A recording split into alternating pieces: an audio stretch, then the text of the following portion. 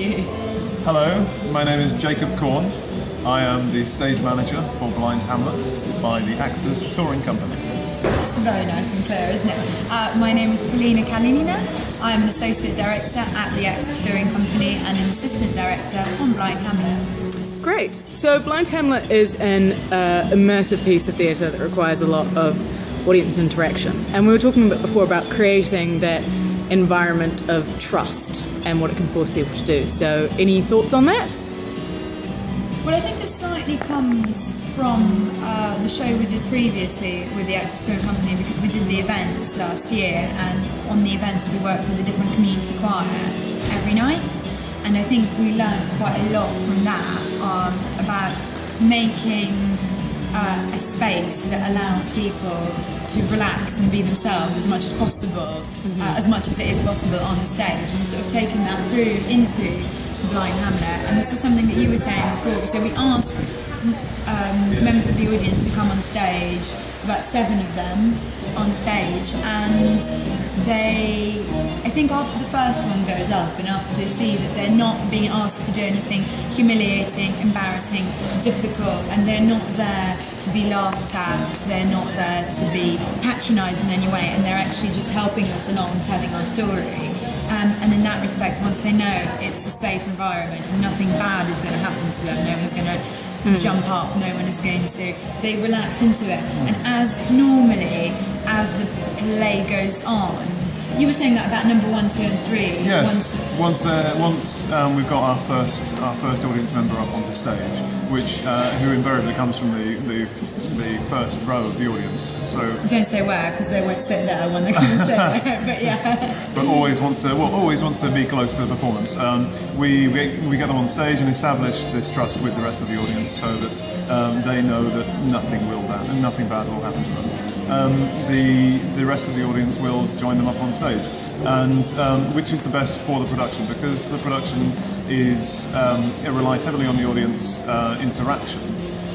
It's both more comfortable for the audience members, and we actually get the most interesting elements of what they have to say on stage in front of the rest of the audience, because they feel comfortable.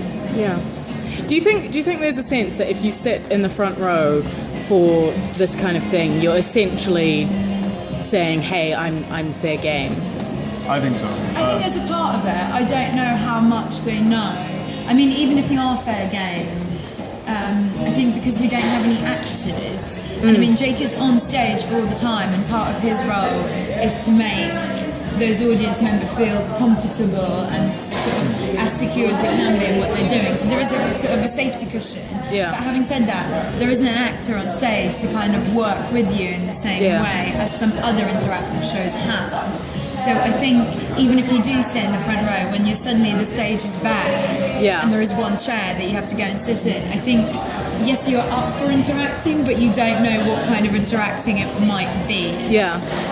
I think that's true, very true for stand-up. You know, if you're in the first couple of rows of stand-up, you expect to be picked on. But there's a difference between being picked on and actually coming onto the stage. So, and it's also one of those psychological things, isn't it? You might be up for it in your head, and when push comes to shove, you might be thinking, "Oh no, I don't want to do this." I can fully empathise with it. I am a stage manager. I'm not an actor. I'm not a trained actor. So throughout this whole experience, have been getting those incredible sort of palpitating moments that you feel when you're seeing in the script, this is your moment coming up. You're going to have to get up on stage in a moment and move something about or speak to an audience member. It's a very exciting, it started off being a terrifying experience, but doing it more and more, you actually grow to look forward to it. And I think with the Fringe audience, with all the shows that they've been to see and they're coming to see, more and more they are wanting to actually be that person who is interacted with, who becomes the focus, because they're just interested to see what it feels like, or maybe they know what it feels like and they love it. Right. Having said that, it's not. We've had people who don't want to come up, who get picked, and then they don't want to go. But that's not a problem. if you shouldn't be. No one is forced. Jake doesn't come and like drag you out. By if you don't want to do it, then another person can be chosen. It's not the be all and end all, and no one is going to boo you or sort of do anything horrendous to you if you just don't want to go and sit on stage.